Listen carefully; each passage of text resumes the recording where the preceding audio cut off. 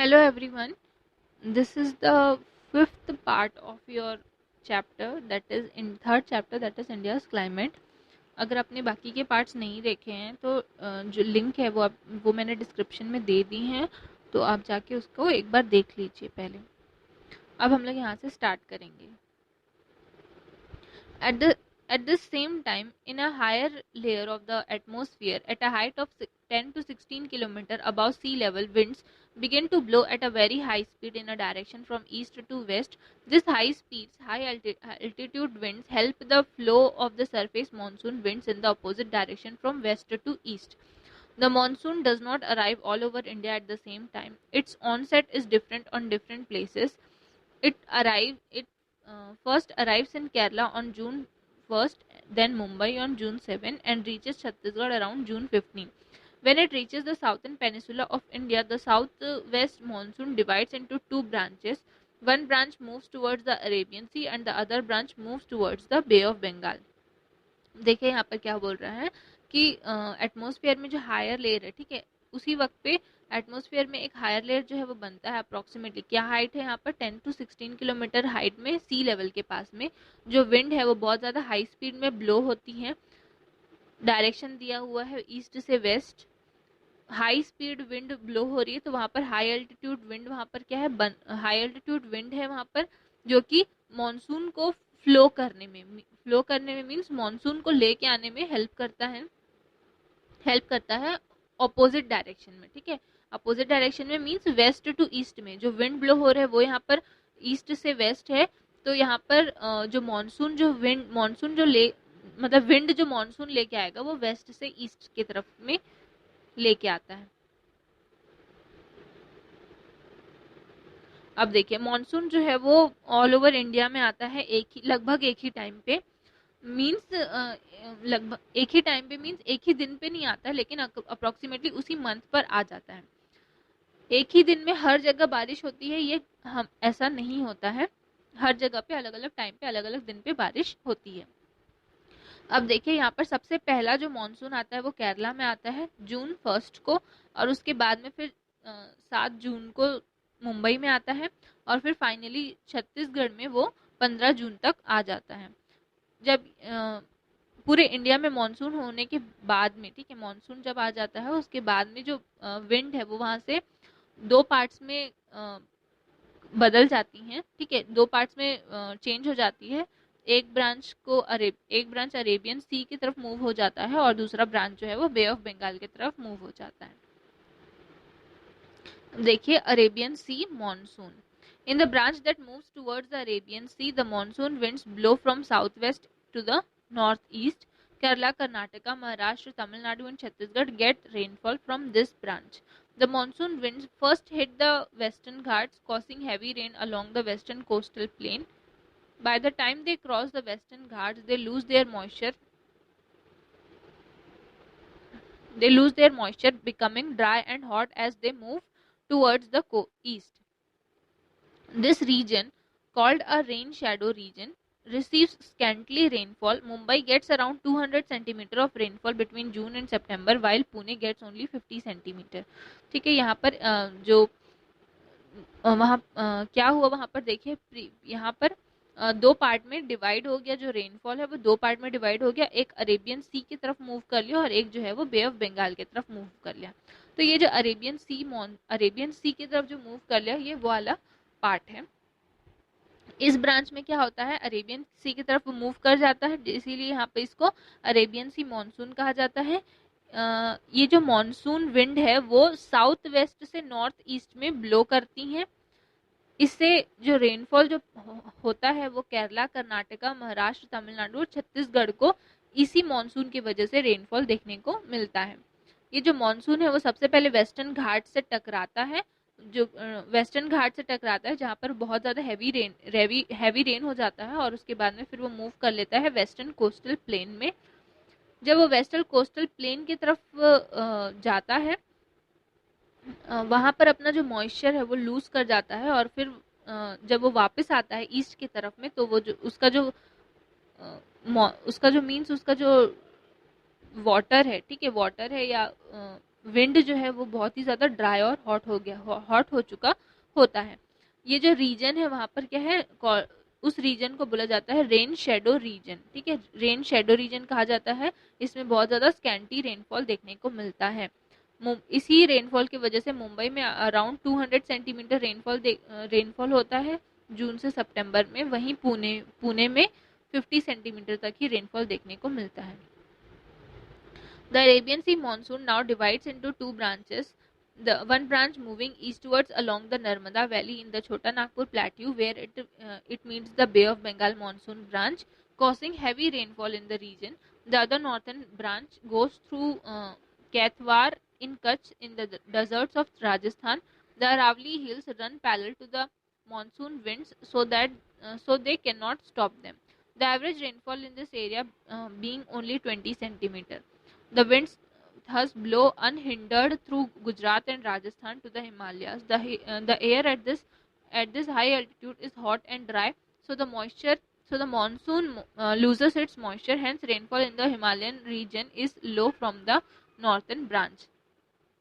अब देखें यहाँ पर बताया है कि जो अरेबियन सी मानसून है वो इसके बाद में क्या है, फिर से दो पार्ट में डिवाइड हो जाता है। एक जो है वो ईस्टवर्ड्स की तरफ जाता है नर्मदा वैली से लेकर छोटा नागपुर में, और दूसरा जो है वो बे ऑफ बंगाल में जाकर नहीं सॉरी छोटा नागपुर प्लेट्यू की तरफ जाता है, जिसके बाद में जिसको वहां पर बे ऑफ बंगाल मानसून जो है दोनों को ही वहां पर मिल जाते हैं, और वहां उस एरिया पे बहुत ज्यादा हैवी रेनफॉल होता है।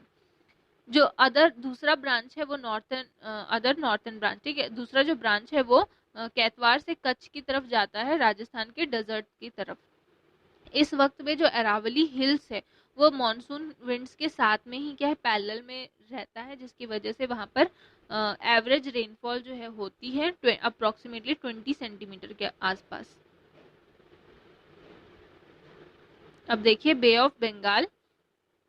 This branch of monsoon also divides further into two branches. The first branch is of monsoon winds blow to the Myanmar coast, where they encounter the Arakan Yoma mountains. The rainfall is heavy in the western ranges of the mountains. The other branch moves towards Bengal and Assam with heavy rainfall in the Khasi and Karo hills. Swaram in Meghalaya receives the highest rainfall in the world. The winds of both branches then blow towards the west after encountering the Himalayas and the Arakan Yoma mountains, but the rainfall is scant. Thus, Guwahati, Patna, Allahabad, Bharatpur and Jaisalmer receive scanty rainfall from the Bay of Bengal monsoon. ठीक है, यहाँ पर बे of Bengal monsoon की बात की गई है। जो ये दूसरा जो ब्रांच है वो क्या होता है, अलग से फिर जो बे ऑफ बंगाल जो ब्रांच है वो फिर से दो अलग अलग पार्ट में डिवाइड हो जाता है। पहला जो ब्रांच है वो म्यांमार कोस्ट में, ठीक है, वहां पर जो मानसून है वो म्यांमार कोस्ट पर जाता है, जहां पर वो अराकन योमा माउंटेन से एनकाउंटर होता है, मींस टकराता है, और वहां पर रेनफॉल जो है वो वहां पर हैवी रेनफॉल वहां पर होता है। जो अदर ब्रांच है वो क्या है, बंगाल असम की तरफ जाता है, और जहां पर हैवी रेनफॉल होता है खासी और कारो हिल्स में। ठीक है, अब यहाँ पर बताया है कि माउसनेराम, ठीक है, माउसनेराम जो है मेघालय में, वहां पर हाईएस्ट रेनफॉल जो है वो देखी गई है पूरे वर्ल्ड में।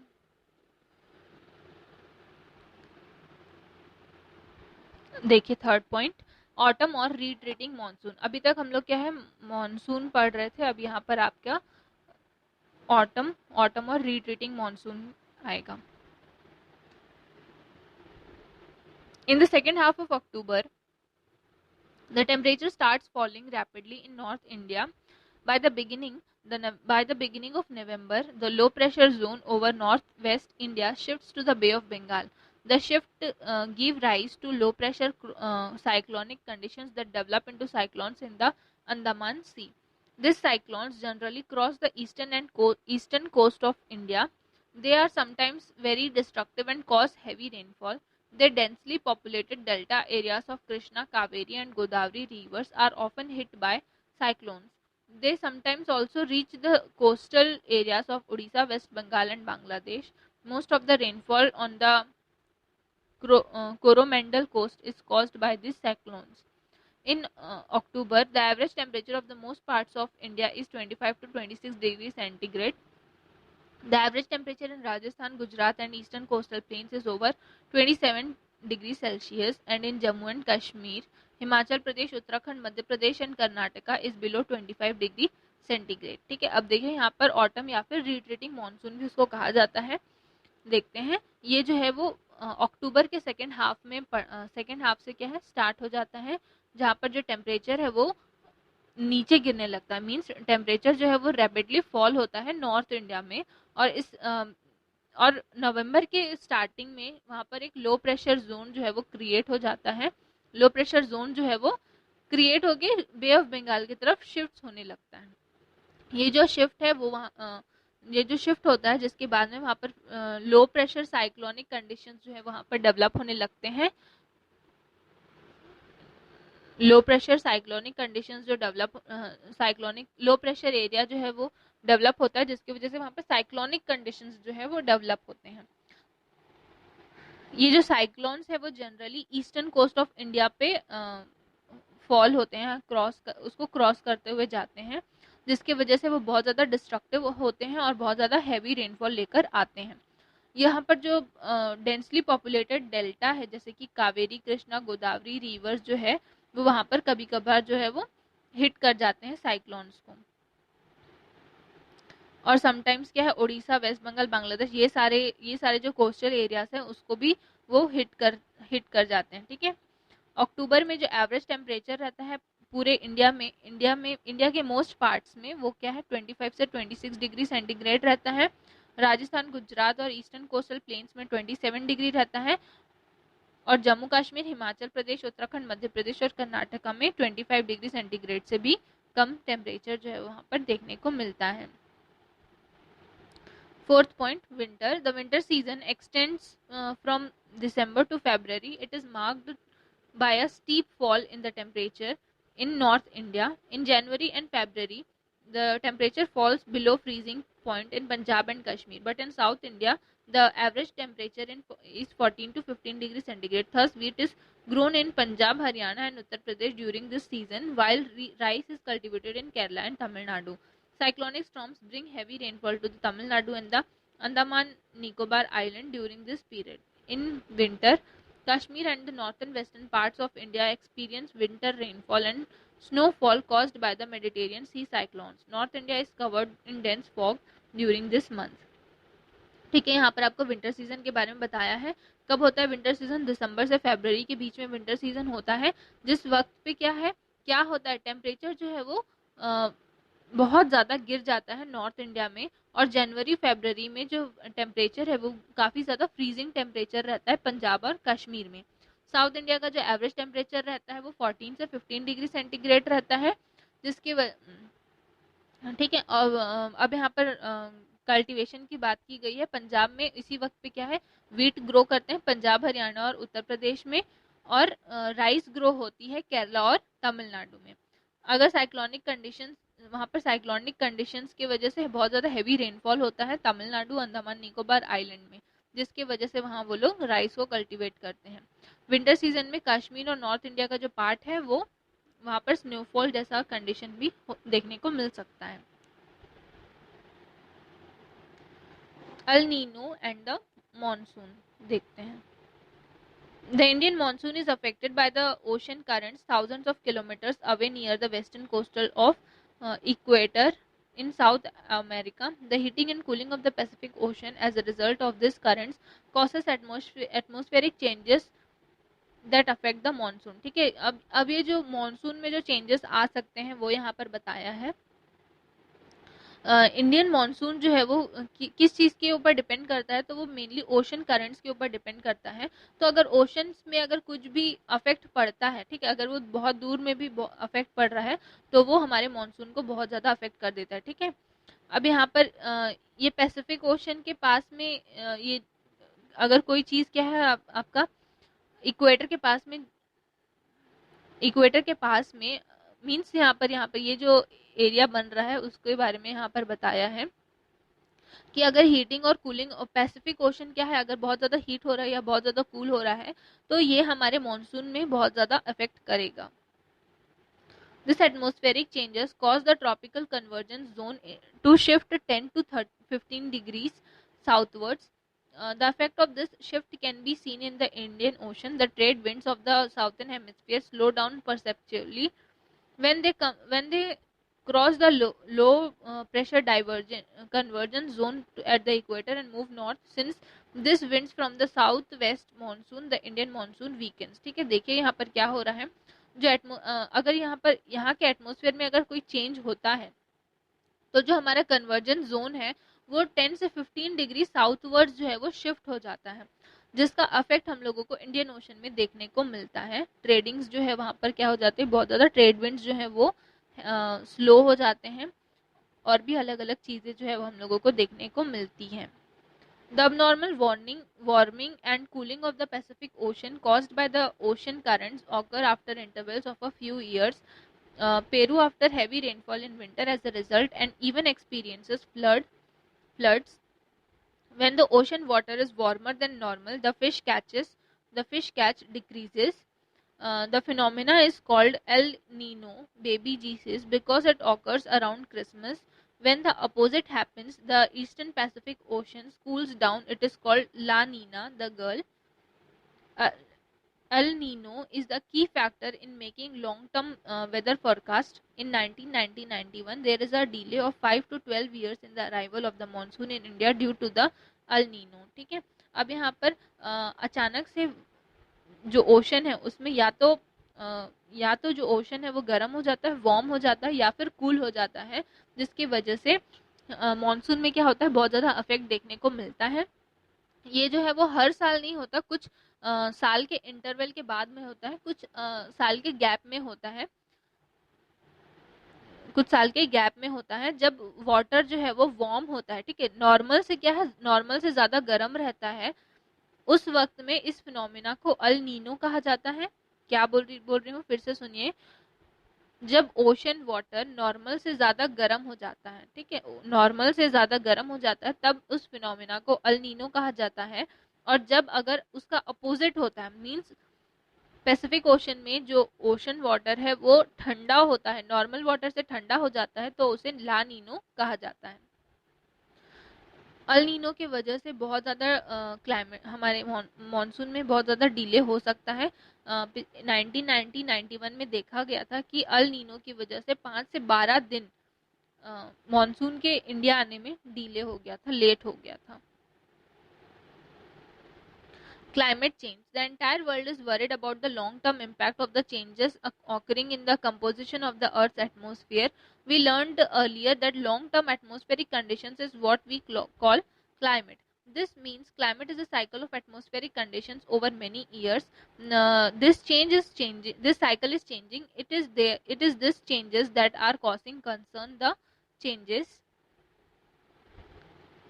occur very slowly, but they can lead to many problems. These problems include unpredictability of rainfall, shrinking of glaciers, and rising sea levels. We need to seriously think about how a change in the date of arrival of the rainy season could affect crop cycles and land use in agriculture.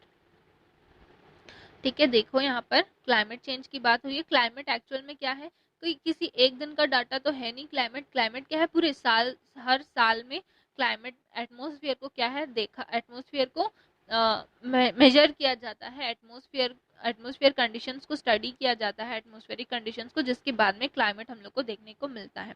अलग अलग factors की वजह से climate में जो है वो changes आते हैं.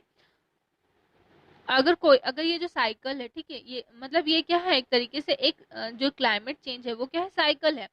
पहले आपका गर्मी आता है, मीन्स यहाँ पर एक एग्जांपल दे रही हूँ, गर्मी आएगा, फिर आपका मॉनसून आएगा. ये चीज़ क्या है, एक पैटर्न है. पैटर्न के हिसाब से यहाँ पर हर एक चीज़ जो है वो चेंज होती है. अगर इसमें थोड़ा सा भी डिले हो जाता है तो बहुत ज़्यादा नुकसान हम लोगों को देखने को मिल सकता है. जैसे कि खासकर इंडिया में, क्योंकि इंडिया में ज़्यादातर जो लोग हैं वो एग्रीकल्चर के ऊपर डिपेंड करते हैं, और मॉनसून के लेट आने की वजह से एग्रीकल्चर में बहुत ज़्यादा इफेक्ट देखने को मिल सकता है. ठीक है, तो ये जो प्रॉब्लम्स हैं, बहुत ज़्यादा अलग अलग प्रॉब्लम्स हम लोग को देखने को मिल सकती हैं कि अगर क्लाइमेट जो है वो प्रॉपर तरीके से मतलब जो सालों से चलता आ रहा है उस तरीके से नहीं होगा तो. क्या क्या प्रॉब्लम्स है। पहला तो हम लोग कोई चीज़ को प्रेडिक्ट नहीं कर सकते, रेनफॉल कब होगा क्या होगा। ग्लेशियर्स भी श्रिंक कर रहे हैं। रेनफॉल अगर लेट होता है तो एग्रीकल्चर में, लैंड यूज़ में क्या है, बहुत ज़्यादा अफेक्ट देखने को मिलेगा। आपका चैप्टर यहीं पर ख़त्म होता है। इसके बाद हम अपने नेक्स्ट चैप्टर हम स्टार्ट करेंगे अपनी नेक्स्ट क्लास से। Thank you.